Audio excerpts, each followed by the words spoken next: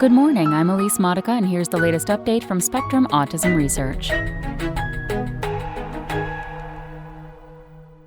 Autism shares brain structure changes with other psychiatric conditions, by Angie Voiles-Ascombe.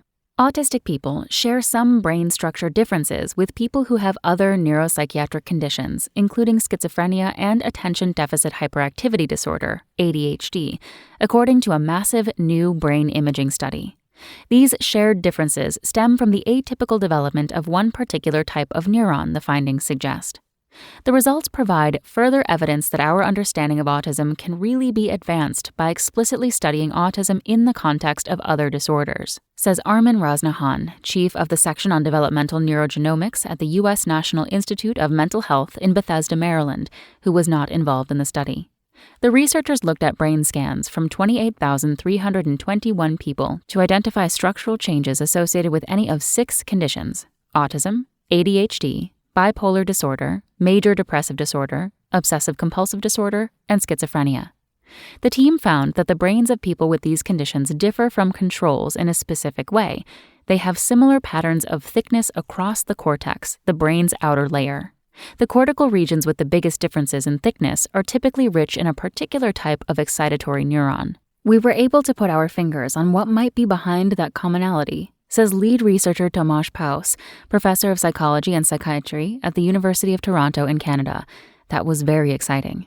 The work combined data from 145 cohorts within the Enhancing Neuroimaging Genetics Through Meta-Analysis, ENIGMA Consortium, an international group of researchers who collect and analyze brain scan data in a standardized way so that they can pool their results. This collaboration enabled the researchers to draw comparisons between conditions that are more often studied individually, says study investigator Yash Patel, a graduate student in Paus's lab. Linking conditions. Paus, Patel, and their colleagues used magnetic resonance imaging, MRI, to scan the brains of 12,721 people with any of the 6 conditions and 15,600 controls, all aged 2 to 89 years. For each scan, they divided the cortex in the left hemisphere into 34 regions and assessed the thickness of each. They then looked at how much the thickness in people with any of the 6 conditions deviated from that of controls. The same general pattern held for people with any of the 6 conditions. Regions that were atypically thick or thin in the brains of people with one condition were also atypically thick or thin in the other conditions. The conditions that were more similar in their patterns of cortical thickness were also more likely to be genetically similar, a measure assessed in a previous study. For example, autism and schizophrenia, conditions that share genetics and traits, showed the strongest correlation. The new work was published in JAMA Psychiatry in August. Looking at the same 34 brain regions in the Allen Human Brain Atlas, a repository of gene expression data, the researchers examined how 2,511 genes are usually expressed in typical brains. To guess at the cell types present in each region, they searched for these genes in expression data of 9 different types of cells previously identified in mouse brains. Most human datasets that could be used for this purpose do not capture genetic information about a cell's dendrites, the branches that receive input from other neurons, which are of particular interest for studying development. Regions with the most atypical thickness, they found, show high expression of genes associated with a type of pyramidal cell, an excitatory neuron with bushy dendrites. Developing theories.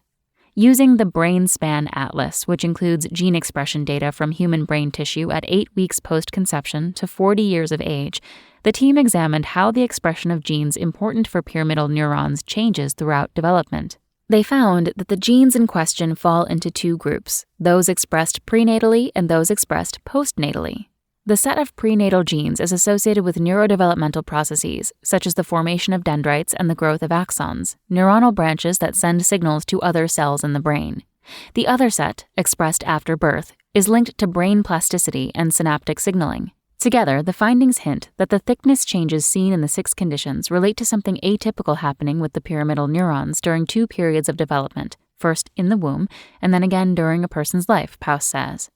Probing these genetic associations in more detail may reveal specific developmental windows that would be optimal for intervention, says Carrie Bearden, professor of psychiatry and biobehavioral sciences at the University of California, Los Angeles, who was not involved in the study. Moving forward, Paus and his colleagues will continue working with the same ENIGMA cohorts, and possibly a few more. They plan to run a similar study to see how cortical surface area, rather than thickness, compares across the conditions. Whereas the thickness of the cortex changes with age, surface area is relatively stable by about 2 years of age, Paus says. For that reason, looking at surface area could provide a glimpse at biological changes that unfold during the earliest years of development. That's all for today. Check back on Wednesday for more content from Spectrum Autism Research, or go to spectrumnews.org.